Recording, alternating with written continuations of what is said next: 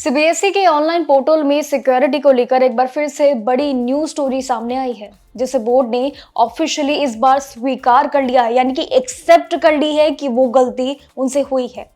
दरअसल 12वीं कक्षा के स्टूडेंट्स के लिए, जो कि दो इसमें नाम शामिल सबसे बड़े हैं, निसार अधिकारी और साथ ही सार्थक सिद्धांत ने बोर्ड के क्लाउड स्टोरेज मैनेजमेंट पे बड़े सवाल उठाए हैं।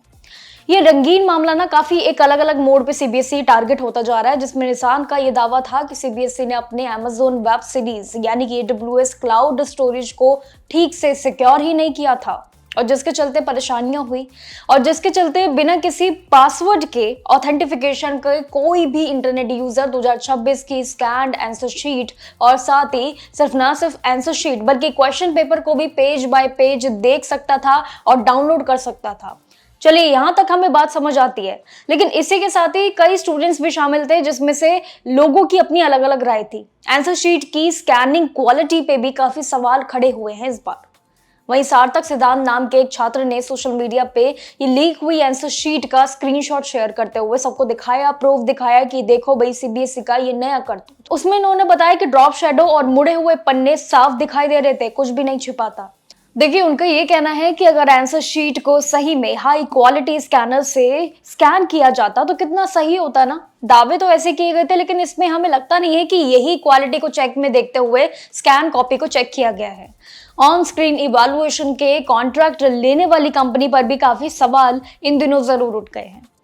देखिए, इस साल मार्केटिंग से परेशान होकर जरूर लगभग करीब 4 लाख से भी ज्यादा स्टूडेंट्स ने 11 लाख से अधिक आंसर शीट की जो डिमांड रखी थी, उसको देखते हुए सभी काफी परेशान हैं, जो कि अब तक का एक सबसे बड़ा रिकॉर्ड भी सीबीएसई को टारगेट करते हुए सामने आ रहा है।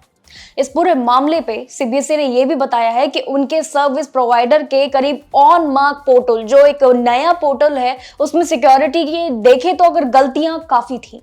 अब बोर्ड ने सरकार को, यानी कि गवर्नमेंट डिपार्टमेंट्स और साथ ही आईआईटी के साइबर सिक्योरिटी एक्सपर्ट की एक टीम लगाकर जरूर इस खामी को ठीक करने के लिए निर्देश दिए हैं, और पूरे सिस्टम को समझने के लिए ये आखिर गलतियां कहां हो रही है, और बस एक बार सेटअप ये सिक्योर हो जाए तो उसके लिए भी सीबीएसई लगातार अभी अपडेट कर रहा है। लेकिन बोर्ड ने उन सभी अलर्ट्स और साथ ही सिटीजन्स एथिकल हैकर्स का ये शुक्रिया अदा भी जरूर किया है, जिन्होंने इस गलती की तरफ उनका एक ध्यान खींचा था। ये एक काफी बड़ा कदम था, लेकिन फिलहाल सिचुएशन को देखते हुए अगर हम सोचे समझे तो बोर्ड ने मार्क्स वेरिफिकेशन यानी कि रीइवैल्यूएशन का ये जो सेकंड स्टेज इस बार सामने आया है, उसके लिए अप्लाई करने की लास्ट डेट को बढ़ाकर, जो कि 1 जून 2026 कर दी गई है, यानी कि आज ही का दिन, आज 1 तारीख है, आज लास्ट डेट है, तो इसलिए अप्लाई जरूर कर देना। देखिए, ऐसी दिक्कतें आपको जरूर हुई थी, लेकिन अब इस बार कोशिश है सीबीएसई की तरफ से कि वो आप सभी के लिए ना हो। आंसर शीट को सीधे आप डिजी लॉकर पे अवेलेबल भी देख सकते हैं, जहां पे आप इजिली उस पूरे डेटा को सेव भी रख सकते हैं। देखिए, ये एक सबके लिए बहुत बड़ा समय है,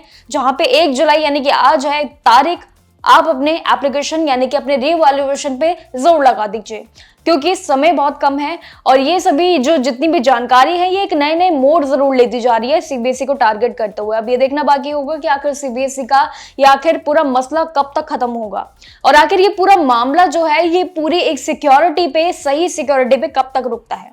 अभी के लिए सिर्फ इतना ही, आपके साथ और जरूर बातें शेयर करेंगे, लेकिन सीबीएसई की बड़ी एडवाइजरी पे जरूर याद रखना। बाकी के लिए जानकारियों के लिए जरूर देखते रहिएगा जागरण जोश।